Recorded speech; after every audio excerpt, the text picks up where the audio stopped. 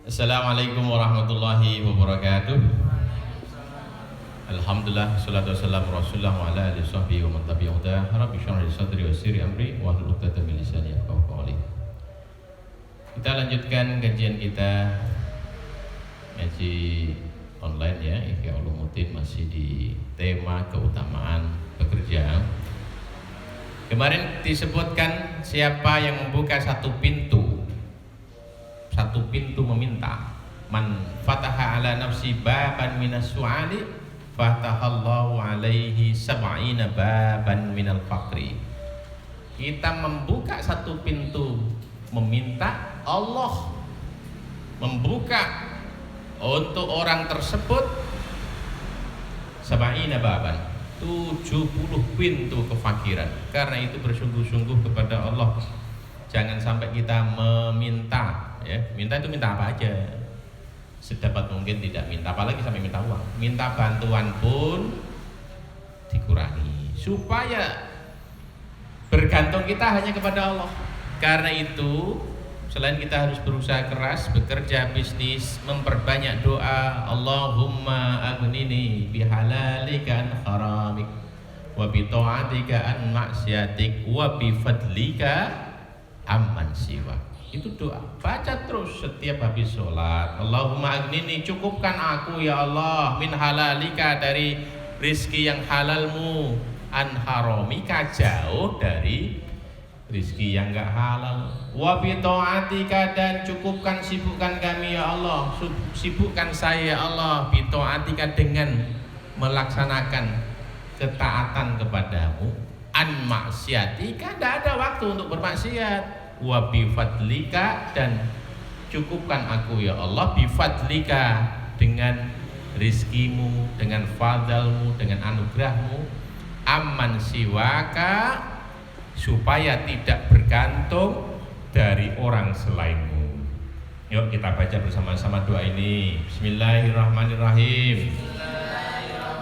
Allahumma aghnini bihalalika an haramika wa bi ta'atika am maksiatika wa bi fadlika amman siwa.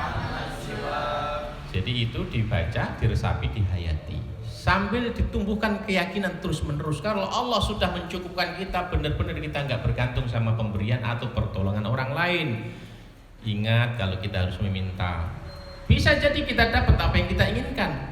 Satu pintu terbuka, pintu permintaan kita kepada orang lain, 70 pintu kefakiran dibuka untuk kita. Karena itu kemarin kita ceritakan betapa hebatnya sahabat yang mulia Abdurrahman bin Auf. Dalam kondisi benar-benar butuh, nggak punya apa-apa, dikasih harta nggak mau, ditawari istri nggak mau. Tapi kita lihat hasilnya apa? Allah yang mencukupkan dia lebih-lebih, bahkan bisa membantu. Hampir semua penduduk Madinah pernah merasakan harta Abdurrahman bin Auf. Bukan hanya orang miskin, bukan hanya yatim, janda-janda tua, tapi orang-orang kaya juga. Di agak akhir kehidupan Abdurrahman bin Auf itu, dia membagi-bagi rizki. Dicatat siapa yang pernah ikut perang Badar yang masih hidup, dan itu didata. 100 sahabat tertulis di situ nama-namanya. Akhirnya masing-masing dikasih uangnya banyak itu. Uangnya banyak, 400 dinar per orang. Itu 400 dinar itu sekitar 480 juta per orang. Itu yang dapat semua, pokoknya kategorinya veteran perang Badar. Ada Sayyidina Umar dapat, Sayyidina Utsman dapat. Apakah mereka menolak? Enggak. Begitu mereka tahu kalau ini pemberian Abdurrahman bin Auf, senang sekali. Karena apa? Pemberian orang solih itu berkah, ya. Jadi ini hal lain. Kemarin disampaikan, memang jangan bergantung, jangan suka meminta. Tapi kalau orang memberi dengan senang hati, boleh, ya. Apalagi hadiah itu boleh. Jadi kalau habis ini kalian saya bagi uang, diterima apa ditolak? Tapi jangan berharap dan jangan meminta. Kalau orang ngasih, terimalah. Itu rezeki yang berkah. Abdurrahman bin Auf lah satu-satunya sahabat yang menjamin kehidupan dan perekonomian ummahatul mukminin ketika Rasulullah meninggal, ya kan? Maka istri-istri beliau itu diantaranya dicukupi oleh Abdurrahman bin Auf. Itu kan luar biasa. Jadi kenapa kita tidak tumbuh mengikuti teladan Abdurrahman bin Auf supaya banyak orang mendapatkan keberkahan dari rezeki yang dititipkan Allah kepada kita. Abdurrahman bin Auf itu kalau ngasih nilainya besar sekali. Waktu perang Tabuk, itu perang yang agak berat karena kondisinya paceklik dan butuh peralatan perang, logistik dan luar biasa, maka Rasulullah menyampaikan mengajak semua orang laki-laki yang sehat untuk berangkat, orang-orang yang kaya untuk dermawan, untuk berbagi harta. Maka segera Abdurrahman bin Auf itu nyumbang nilainya 2.000 dinar. 2.000 dinar itu banyak. 2.000 dinar itu 2,4 miliar. Sekali ngasih, sekali sedekah 2,4 miliar. Dan itu bukan hanya nilainya yang besar, tapi prosentasenya itu juga besar. Itu separuh seluruh aset kekayaannya. Jadi waktu itu uang dia 4.000 dinar. Separuhnya berapa? 2.000. 50% dikasihkan. Luar biasa itu. Karena itu mumpung kita belum kaya. Mumpung belum kaya seperti Abdurrahman bin Auf, kita bisa mengikuti beliau kalau ngasih 50%. Ini kan harus kita lakukan sekarang, ngomong belum kaya. Kalau sudah kaya berat sekali. Karena itu sebetulnya orang miskin tidak perlu iri sama orang kaya. Sebaliknya, orang kaya yang uangnya berlebih-lebih itu harusnya iri sama orang miskin. Kenapa? Orang kaya kalau uangnya 100 miliar, kalau harus sedekah 50%, berapa yang harus dikeluarkan? 50 miliar, gede banget. Dan itu berat, tidak ada yang mau pengusaha-pengusaha kita itu dalam kondisi kayak gini aja. Tetapi kalau kita uangnya 100.000, kita bersedekah 50%, berapa yang kita keluarkan? 50.000, mudah aja, keluarkan aja 50.000. Alhamdulillah ya Allah, aku telah menyamai Abdurrahman bin Auf, mengeluarkan 50% kekayaan saya. Wah, kan keren itu. Berapa? 50.000. Mudah, ringan, karena mumpung belum kaya. Latih diri kita gitu. Jadi di sisi Allah sebetulnya kan bukan berapa nominalnya, berapa banyaknya, tapi berapa bernilainya harta uang itu bagi kita. Kan prosentase itu sama. Bagi orang kaya ya tetap 50%, bagi orang miskin tetap 50%. Itu. Inilah keutamaan orang kaya, jadi bisa berbagi kepada banyak orang. Dan sudah disampaikan bahwa jangan takut miskin hanya dengan berbagi, karena jatah itu akan tetap disampaikan. Tidak akan mati seseorang sampai jatah rizkinya habis. Istilah saya namanya itu energi kehidupan. Kalau orang masih punya energi kehidupan, tidak akan mati apapun kondisi. Tapi kalau energinya habis, udah dalam kondisi tidak ada masalah, tidak ada wabah pun akan mati. Abdurrahman bin Auf pernah sekali waktu dia ini mendapatkan kemuliaan, yaitu ketika berangkat perang Tabuk. Sudah tiba waktu sholat, Rasulullah telat datang. Akhirnya apa? Akhirnya dia didorong-dorong oleh sahabat yang lain, karena dia terkenal bukan hanya gaya tapi juga alim. Generasi pertama masuk Islam. Jadi ini figur yang relatif utuh, sempurna untuk kita tiru. Akhirnya dia didorong oleh sahabat-sahabat untuk menjadi pemimpin sholat. Maka dia ngimami. Sudah dapat 1 rakaat, Rasulullah baru datang. Ya, sudah dilaksanakan jamaah, imamnya Abdurrahman bin Auf, maka segera Rasulullah gabung, otomatis jadi makmum. Itulah kemuliaan Abdurrahman bin Auf pernah menjadi imam bagi Rasulullah Sallallahu Alaihi Wasallam. Dan bukan hanya itu, sejak Rasulullah masih hidup, beberapa kesempatan Abdurrahman bin Auf itu ditunjuk oleh Rasulullah untuk mengeluarkan fatwa gitu. Jadi dia sudah dikasih kepercayaan oleh Rasulullah untuk mengeluarkan fatwa, dan karena itulah tidak harus orang yang kaya jauh dari agama. Ada profil-profil figur ya teladan yang akan kita ikuti. Salah satunya Abdurrahman bin Auf, seorang ahli agama, seorang kaya raya yang dermawan sehingga dia mendapatkan banyak kemuliaan. Kita lanjutkan. Wa ammal asaru, adapun riwayat-riwayat yang datang dari para sahabat dan tabi'in. Kalau yang awal Al-Ghazali mengutip beberapa ayat itu dari Al-Qur'an, di bawahnya dari sunnah, atau ditulis di sini al-ahbar. Al-ahbar itu ya sama sunnah lah. Sunnah pengertian bukan fikih ya. Kalau sunnah pengertian fikih ma yusabu fa'iluhu wa la yu'aqabu tarikuhu. Kalau dilakukan berpahala, kalau ditinggal tidak susah. Itu kalau pengertian fikih. Ini sunnah pengertiannya di ilmu usul. Jadi sunnah adalah semua teladan Nabi, baik perkataan, perbuatan maupun penetapan, qauliyah, fi'liyah sama takririyah. Tuh, jadi sunnah sama hadis secara mudah dipahami sama saja. Kalau ahbar atau wafil khobar, kalau disebutkan wafil khobar itu yang datang dari selain Rasulullah gitu, diriwayatkan oleh para sahabat.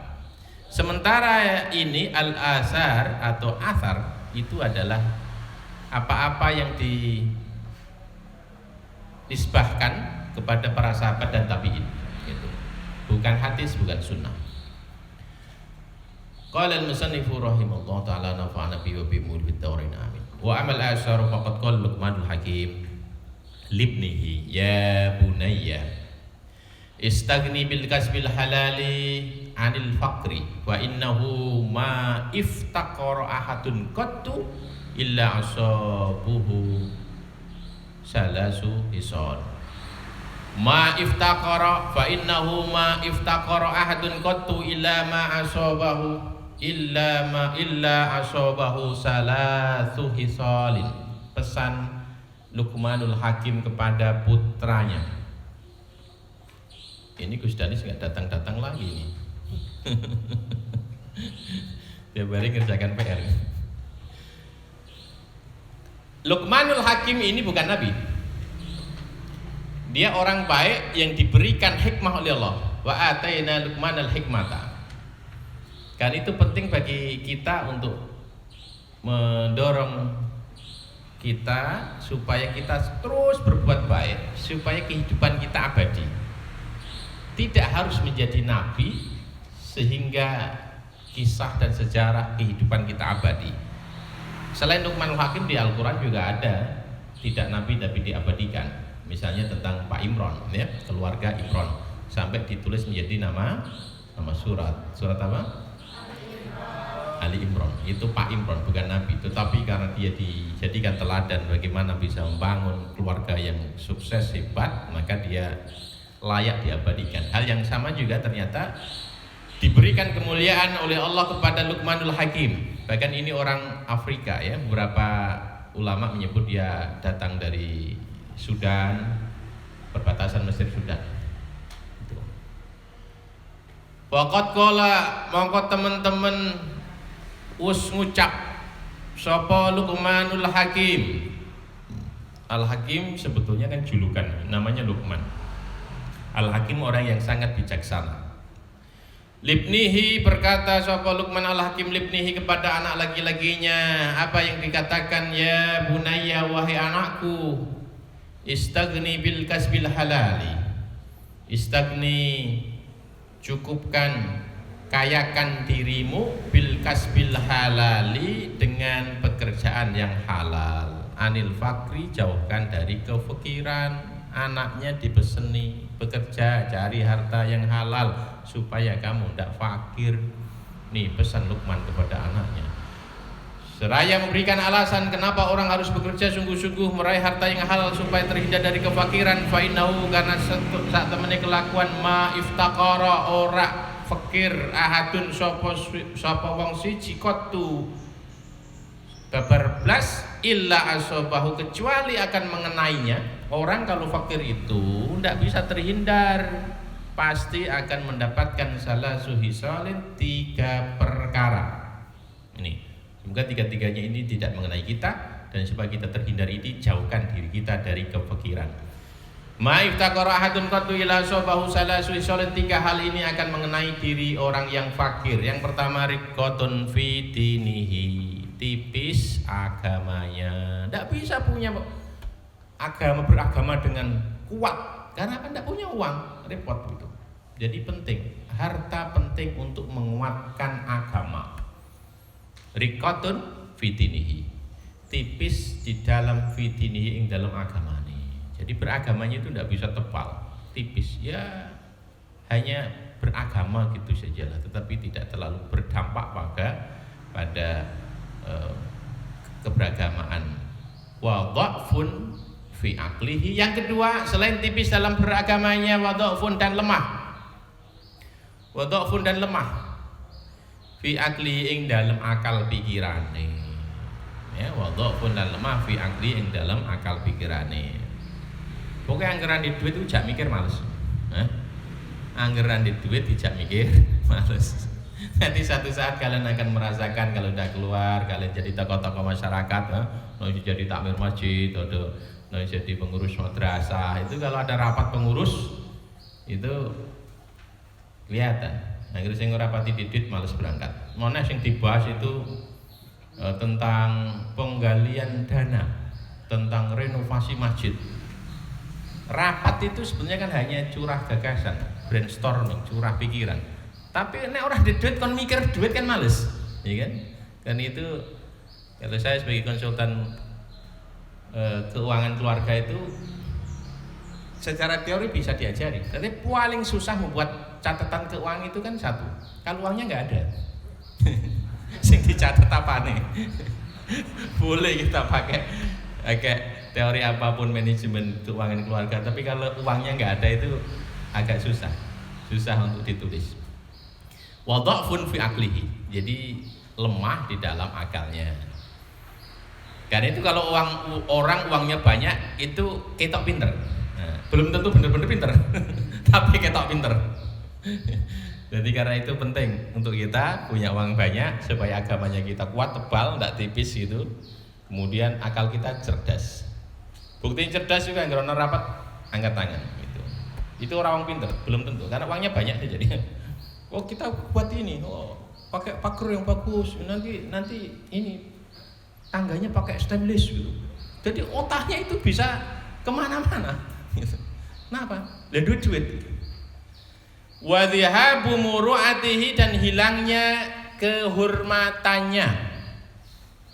Bisa jadi punya ilmu, tetapi sering tidak dihargai orang hanya gara-gara tidak punya uang, usul orang dianggap gitu, diremehkan orang karena tidak punya uang. Nah, ini 3 hal yang mengenai orang fakir. Yang pertama apa? Riqatun fi dinihi, tipis agamanya. Yang kedua, dha'fun fi aqlihi, lemah akal pikirannya. Jak mikir males. Yang ketiga, hilang muruahnya. Muruah itu kewibawaan, ya. Muruah itu kewibawaan. Karena itu kewibawaan itu penting, sebab kalau orang sudah nggak respect, itu terus nggak mendengarkan apa yang kita katakan, meskipun itu kebenaran. Gitu. Meskipun itu kebenaran. Wa a'dhamu min hadhihi salasilan, sing paling agung, paling gede, min hadhihi salasi, dari 3 hal ini. Di antara 3 hal ini ada lagi yang lebih a'dham, lebih besar, yaitu istighfafun nasi bihi, oleh ngremehke manusa, merendahkan, dianggap ringan, bihi kelawan fakir, ya, jadi tidak dianggap. Bukan hanya usulnya nggak diperhatikan, kadang-kadang malah radui undangan, malah rasa diundang itu paling ya ora urunan, kan repot itu. Nah, ini memang menyakitkan, tapi semua yang ditulis beliau Al-Ghazali ini anggap ini beliau menulis untuk kita anggap Luqmanul Hakim ini berpesan kepada diri kita. Kan kita ini masih anak-anak, ini masih remaja, mahasiswa. Luqman Al-Hakim ini seorang yang bijaksana. Maka ketika dikatakan ya bunaya, rasakan Luqman Hakim berada di depanmu, terus kamu ditepuk-tepuk, ya bunaya anakku, santriku, mahasiswa kabeh, semangat ya. Doluru rezeki sing halal, aja nganti fakir. Sebab nek fakir kalian mendapati 3 hal: agamamu tipis, akal pikiranmu lemah, tidak ada kewibawaan, dan yang paling berat orang nggak menghargaimu. Itu jangan sakit hati. Wong Luqmanul Hakim ini ngasih nasihat yang baik ya, mumpung kita masih muda. Kalau ini disampaikan kalau usia kita udah tua kan nggak enak gitu. Nah mumpung masih muda, masih punya banyak kesempatan untuk merubah segala aktivitas supaya segera menjemput rezeki yang halal dan kita dijauhkan dari kefikiran. Sayyidina Ali mengatakan kalau fakiran itu berupa orang, aku bunuh dia. Kadal fakru ayyakuna kufran. Tetap apa? Banyak gara-gara soal ekonomi orang jadi kafir. Itu banyak gara-gara soal ekonomi jadi kafir. Nyerak-nyerai kekafiran itu ke kadal fakru, nyerak-nyerai apa kefakiran menuju ke kekufuran. Karena itu jihad kita hari ini 2, memerangi kebutuhan dengan cara mondok, sekolah, kuliah, itu jihad. Yang kedua memerangi kemiskinan dengan cara bekerja keras, membangun relasi supaya kita punya bisnis, sehingga 2 musuh kita kalahkan, kita putus mata rantai kebutuhan, kita putus mata rantai kemiskinan ya. Semoga kita semangat terus di situ karena landasan semakin kuat. Luqman Al-Hakim ini alhamdulillah saya berkesempatan beberapa kali bisa datang ke ziarah ke makamnya karena makamnya ada di Mesir. Ya, saya kuliah di Mesir, kalau liburan saya pergi ke Alexandria. Alexandria itu kota pantai yang indah di Mesir. Saking terkesannya anak kedua perempuan saya kasih nama Alexandra. Nah di Alexandria itu, Al-Iskandaria itu ada makam, ada masjid besar, dan di dalam masjid itu ada 2 makam. Makamnya di dalam masjid tapi ke bawah, jadi kalau mau ziarah ke makam itu harus naik tangga, dan uniknya tangganya itu terbuat dari bambu, gitu, dari tangga bambu. Kemudian menuruni tangga, di bawah ada 2 makam manusia yang mulia. Yang pertama nih Luqman Al-Hakim, yang satu Nabi, tapi di luar 25 Rasul. Namanya Nabi Daniel ya. Nabi Daniel bersebelahan makamnya dengan Luqmanul Hakim gitu. Direncanakan di program ya. Kapan kita ziarah bersama-sama ke sana? Secepatnya ya. Semoga corona segera hilang, kita bisa jalan-jalan lagi. Jadi santri harus banyak jalan-jalan ya, supaya wawasannya luas. Pokoknya kalau kalian lihat di mana saja atau di medsos ada ustadz yang pemahaman agamanya kurang tapi sok jadi mufti itu, dikit-dikit ngasih fatwa, itu nggak usah berpikir macam-macam. Alasannya satu, pikniknya kurang jauh. Pikniknya kurang apa?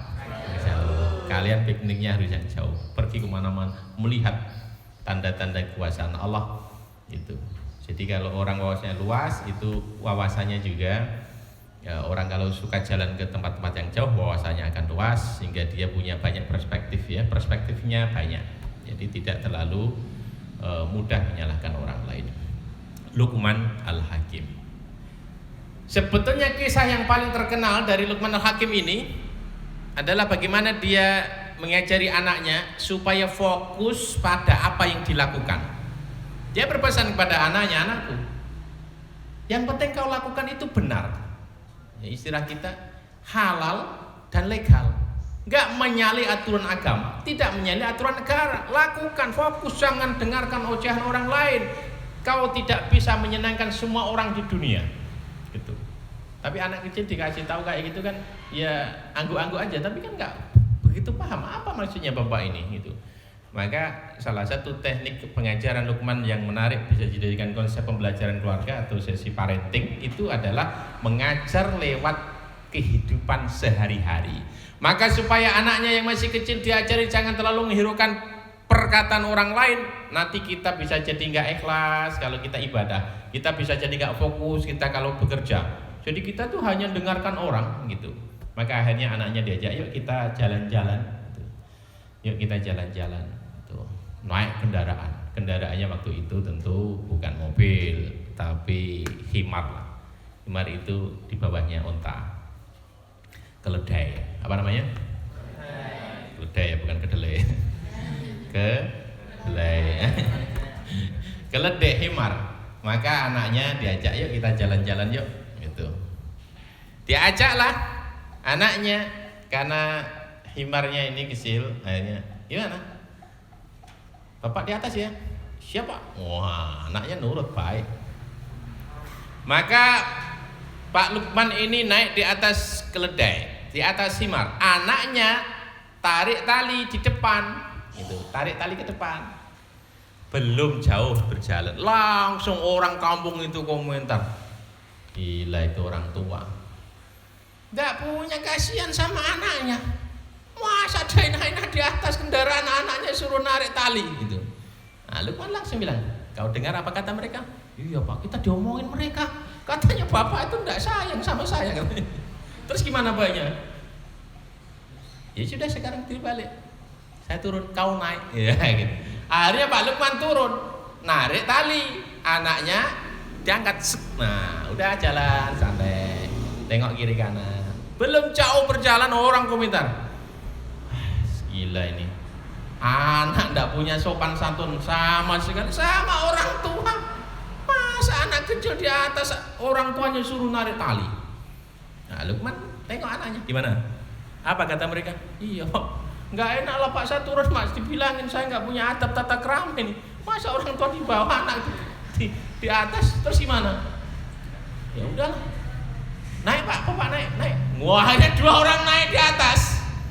Keledai kecil, himarnya kecil, dinaiki dua orang, bapak sama anak. Wah, terus mereka jalan-jalan. Nah, kalau gitu kan enak, kita nggak akan diomongin orang. Tahu? Iya Pak, ayo kita ke pasar Pak, ke pasar. Wah, pas di pasar itu orang itu kompak ya, bapak anak nggak punya peri kehewanan. Lo udah tahu himar kecil dinaiki berdua, kasihan gitu. Diomongin lagi kita. Iya Pak, kok serba salah Pak? Ya udah gimana, kita turun Pak, turun mereka berdua. Tali ditarik berdua. Himarnya jalan, ditarik Pak Lukman sama anaknya aja. Nah, giliran itu malah tambah. Ya, kayaknya ada tanda-tanda ini. Udah tahu punya kendaraan, lo kok malah ditarik? Apa pentingnya kendaraan gitu? Kau dengar lagi apa kata mereka? Iya Pak, kok enggak ada yang bener? Itu yang saya sampaikan tadi di rumah. Jangan fokus, jangan kau dengarkan kata orang lain, fokus pada apa yang kau lakukan. Selalu saja disalah-salahkan. Jadi tahu-tahu sekarang apa maksud saya tadi gitu. Nah, ini pendidikan yang menarik. Lukman pada anaknya dikasih wawasan, ilmu, tapi terus ditunjukkan bahwa ilmu itu benar gitu. Nah, ini Lukman Al-Hakim, dan ini juga anggap nasihat itu juga ditujukan pada kita semua. Hari ini tugas kalian adalah fokus. Yang mondok fokus mencari ilmu, yang kuliah fokus mencari ilmu, yang bekerja fokus mencari uang, mencari rezeki yang halal. Jangan dengarkan orang lain, ya kan? Apalagi kalau kalian di Facebook temuannya 5.000, ya baru upload, alhamdulillah order lancar gitu. Langsung pada komentar, kamu itu mondok apa cari uang? Akan serba repot lagi. Itu semua hal positif sekalipun dari kita dikomentari orang. Nah, kalau kita selalu menanggapi itu yang membuat kita gagal fokus. Makanya selalu saya pesankan, gunakan medsos yang baik, yang bijak, yang cerdas, jangan menguras energi gitu. Apalagi kalian justru malah nanti suka sedikit-dikit sakit hati. Jadi kalau kalian masih suka sakit hati bermain medsos, saran saya ganti, mainnya ular tangga saja.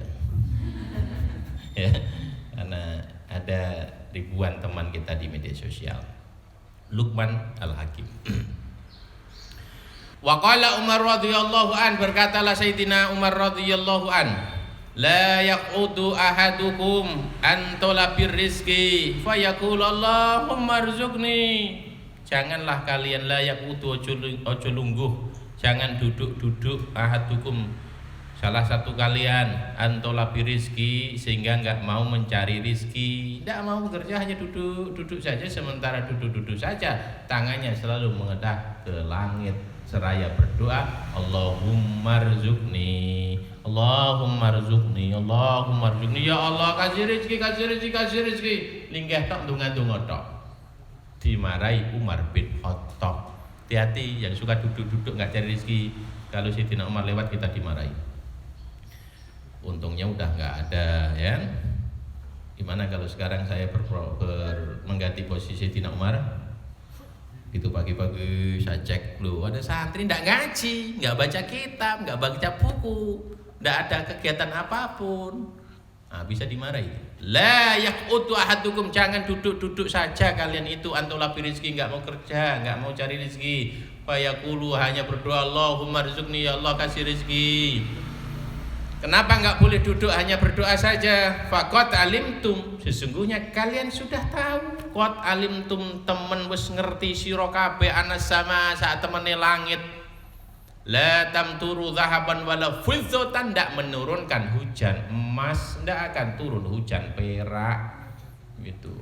Jadi kita harus bekerja menjemput rezeki yang halal, jangan hanya berdoa berharap langsung pok, wah emas jatuh. Wah, ada perak jatuh. Tidak boleh berpangku tangan. Berdoa di waktu-waktu tertentu. Habis tahajud berdoa, habis sholat duha berdoa, habis itu pergi menjemput rezeki. Menjemput. Kalau menjemput itu pasti ketemu. Hilangkan kata mencari. Kalau mencari ada dua kemungkinan, kadang ketemu, kadang tidak. Tapi kalau menjemput kan kayak saya setiap hari jemput anak saya. Kadang-kadang kalau di sekolah itu agak nggak enak juga, karena hampir semua yang jemput itu ibu-ibu semua. Kecuali ada bapak satu nih, namanya Pak Sofyan, jemput anaknya tiap hari, nganter Pak Sofyan, jemput Pak Sofyan. Sempat saya juga dengar waktu Ustaz, bapak satu itu pengangguran ya. Kok pagi jam 7 nganter anak, nanti siang jemput anak. Jadi karena persepsi masyarakat kita itu yang namanya bekerja itu harus berangkat pagi, pulang sore gitu. Enggak, karena itu nanti kita atau di segmen lain kita sampaikan ada banyak jenis pekerjaan. Cash flow kuadran namanya, minimal semua profesi di dunia ini dibagi hanya 4. Tuh, dibagi 4. Itu ada di buku Cash Flow Kuadran Robert Kiyosaki. Nah, pengertian masyarakat kalau berangkat kerja pagi pulang sore itu kan employee, seorang karyawan gitu. Nah, kita juga harus punya pengalaman di bidang itu, tapi harus beranjak ke berikutnya namanya small business atau self employee. Jadi profesional, bekerja untuk diri kita sendiri gitu. Apa contohnya?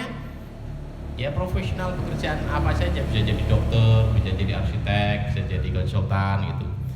Kalau bekerja dapat uang, tapi kalau nggak kerja nggak dapat uang. Nah itu semua di buku Cash Flow Kuadran itu otak kiri. Kita harus kalau sudah melakukan dua itu, punya pengalaman itu, beranjak atau sementara bersamaan kita harus punya namanya business owner. Namanya apa? Pemilik bisnis. Nah, yang pemilik bisnis itu definisi yang paling mudah adalah orangnya jalan-jalan, bisnisnya tetap jalan gitu. Nah, kayaknya yang business owner itu tampaknya paling baik, paling cocok bagi kita yang punya tugas untuk berdakwah. Guru-guru ngajar niatnya itu berbagi ilmu, tetapi punya bisnis yang bisa jalan tanpa kehadiran kita. Nah, kalau sudah punya bisnis, kita menjadi ownernya, bisnis owner, nanti dengan uang yang ada kita sisihkan untuk kegiatan investasi. Nah, 4 jenis profesi orang di dunia. Itu baiknya 4-4-nya kita punya. Nah, Sayyidina Umar melarang orang hanya duduk-duduk saja. Tidak mau cari rizki. Wa yaqulu Allahumma rzuqni faqad alimtum anna as-samaa'a la tamturu dhahaban wala fiddah. Kalian kan sudah tahu langit tidak nurunkan hujan emas perak, maka harus dijemput. Ya, dijemput. Yakinlah, punya udah ada jatahnya, tinggal jemput saja. Tapi udah ada jatahnya nggak mau jemput juga nggak datang juga. Wa kana lana jawab Zaid bin Maslamah ya gurusu fi ardhihi. Ketemu sekali waktu Sayyidina Umar ini. Sayyidina Umar ini seorang pemimpin yang luar biasa. Istilah hari ini namanya belusuan ya. Seorang pemimpin besar tapi masih masuk mengetahui kondisi real rakyatnya. Karena itu dia selalu ngerti apa yang dibutuhkan rakyat, apa yang lagi krisis ini gitu. Jangan sampai rakyatnya kelaparan dan dia tidak tahu. Dia membayangkan itu akan dimintai pertanggungjawaban kelak di akhirat. Sekali waktu dia jalan-jalan ketemu namanya Zaid bin Maslamah, yagrisu fi ardihi, sedang menggarap sawahnya. Yagrisu nanam fi ardihi, ing dalam bumi ini. Jadi dia punya lahan, karangan sawah, kemudian dikerjakan, ditanduri tanaman gitu. Wa qala mangko dawuh lahu marang Zaid bin Maslamah sapa Umar radhiyallahu anhu. Nah, ketemu petani lagi nggarap sawah, Sayyidina Umar kemudian ngasih apresiasi. Asabta. Bagus gitu. Bener, apa yang kau lakukan ini bener. Istagni anin nasi, istagni anin nasi. Kayakan dirimu dari meminta orang lain. Yakun mongko ana sira aswanu lidinika, yakun aswanu lidinika, itu akan menjaga agamamu, luweh dadekke agama terjaga. Kalau kita sudah tidak butuh orang lain, dengan apa? Dengan garap sawah. Tuh. Siapa yang di rumahnya punya sawah? Ya sawah orang tua lah ya. Ada? Sawah orang tua? Pokoknya nanti Santri Mawadah kalau liburan harus ngasih tugas ya. Kalian pergi ke sawah, ambil cangkul itu, dan harus di shooting supaya saya punya bukti. Ya, saya nggak punya sawah. Yang perempuan juga gitu. Nah, apa saja. Jadi rasakan betapa mahalnya setiap rupiah. Ya. Itu dihasilkan dari tetes-tetes keringat orang tua. Gitu. Itu penting supaya kita bisa mengelola keuangan dengan bijak, dengan baik. Kepada petani yang sedang menggarap sawahnya, Sayyidina Umar ngasih jempol, di like. Asabta gitu. Bener. Istagni aninas yakun aswanu lidinika wa akramu laka alaihim, dengan menjaga dari meminta kepada orang, agamamu akan lebih terjaga. Wa akramu lan luwih mulya laka kanggo sira alaihim ing atase wong akeh. Sayyidina Umar sendiri seorang khalifah yang terkenal sangat sukses dan kaya raya. Sayyidina Umar ini kaya. Bahkan diriwayatkan dia memiliki 70.000 lahan properti lah. Jumlahnya tidak tanggung-tanggung, 70.000. Saya nggak tahu ya, lahannya lebih banyak Umar bin Khattab apa Pak Prabowo ya. Jadi 70.000 lahan itu di mana-mana ada, dan itu produktif. Kalau dinilai, ada seorang ekonom Mesir mencoba menilai itu. Ada fikih Umar ya, fikih Umar. Itu satu lahan, satu properti itu menghasilkan 160 juta. Ada 160 juta kali 70.000 itu triliunan, ada 11 sekian triliun lahan beliau, dan itu produktif sehingga setiap tahun menghasilkan uang yang banyak, setiap bulan menghasilkan banyak. Nah, contoh yang dilakukan oleh Sayyidina Umar itu tanpa mengganggu aktivitas beliau bertugas sebagai seorang khalifah, karena beliau sebagai seorang business owner tinggal mengulaskan banyak karyawan, pegawai.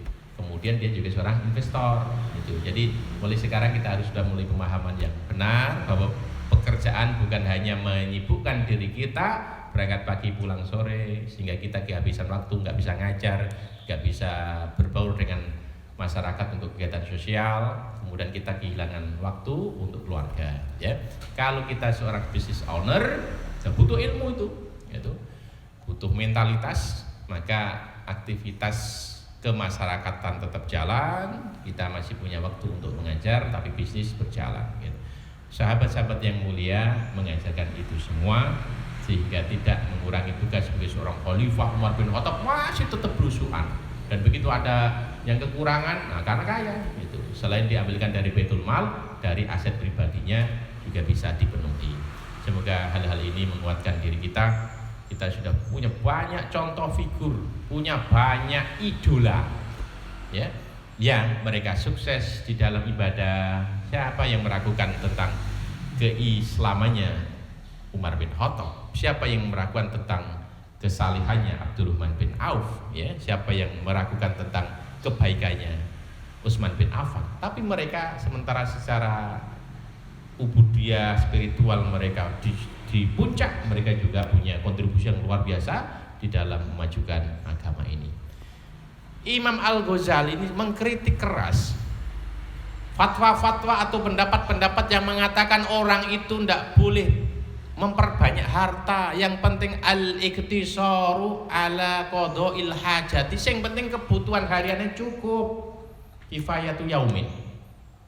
Dan itu yang dikritik keras oleh beliau. Karena itu ngaji Ihya harus tuntas. Kalau yang dibahasanya tentang ibadah, yang dibahas tentang zuhud, nah kita nanti seolah-olah itu yang saya sampaikan di pembukaan kemarin. Al-Ghazali banyak dikritik karena menjauhkan umat dari keberlimpahan rezeki, dianggap menurunkan, melemahkan etos kerja.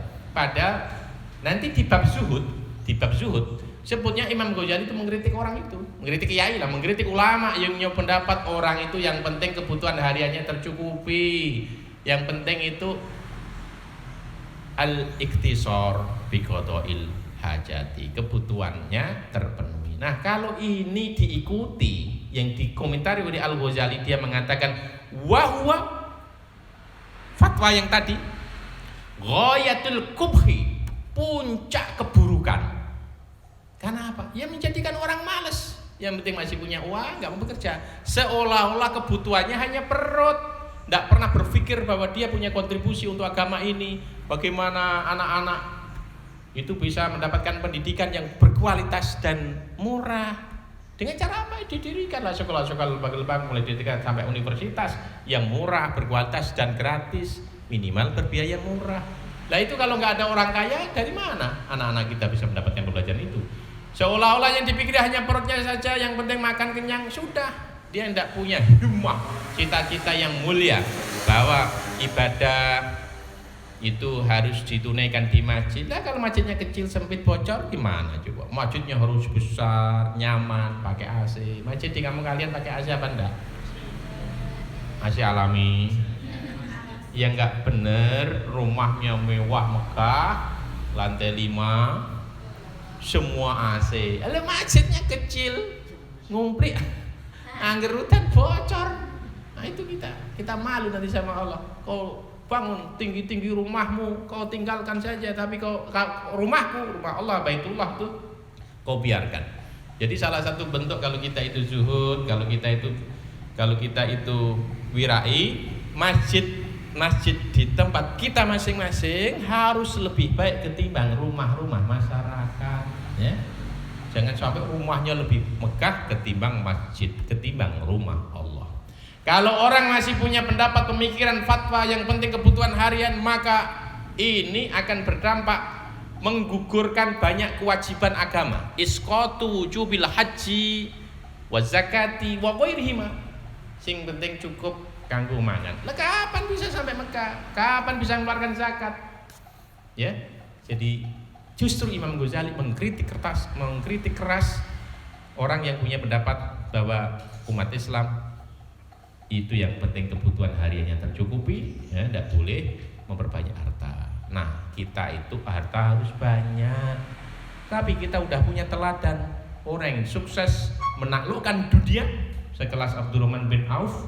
Dia sederhana, kumpul dengan ratusan karyawannya, nggak ketahuan mana bosnya ini. Orangnya pincang, ngomongnya cadel, gitu kan. bajunya sederhana, enggak ketahuan.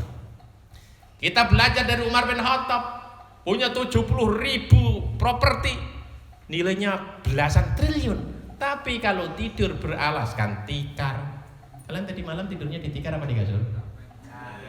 Nah, itu ditumpuk aja kasurnya, ditumpuk kasurnya. Nah, kita beli tikar ya, sampai kalau bangun dari tidurnya, bekas anyaman tikarnya itu membekas di punggung Sayyidina Umar. Tidurnya di mana? Apakah di rumahnya presiden? Enggak. Beralaskan tikar di bawah pohon korma. Dan itu yang tidur Khalifah Umar bin Khattab, ya, pemimpin dan triliuner. Kebayang enggak? Ya udah, boleh kita latihan lah. Latihan tidur pakai tikar. Kalau di Medina Sayyidina Umar di bawah pohon kurma, kita di bawah pohon pohon buah naga boleh, pohon kurma juga boleh gitu. Kebetulan kita sudah mulai mengembangkan kebun kurma, jadi bisa untuk praktek tidur beralaskan tikar di bawah pohon kurma. Jangan lupa ada yang tidur, ada yang betul jebret. Umar zaman now. Wah, tidak bisa meneladani harta yang triliuner, tidak bisa jabatan yang tinggi, minimal tidur beralaskan tikar di bawah pohon kurma. Jadi semangat low profile-nya harus kita tumbuhkan. Yang repot ini belum kaya, sudah gayanya sudah kaya, itu nggak boleh. Kita harus tetap hidupnya sederhana, uang banyak, supaya kita bagi-bagi untuk orang yang lebih membutuhkan, terutama mumpung kita Ramadan, ya. Sampai di sini semoga bermanfaat. Kita lanjutkan sesi tanya jawab. Silakan.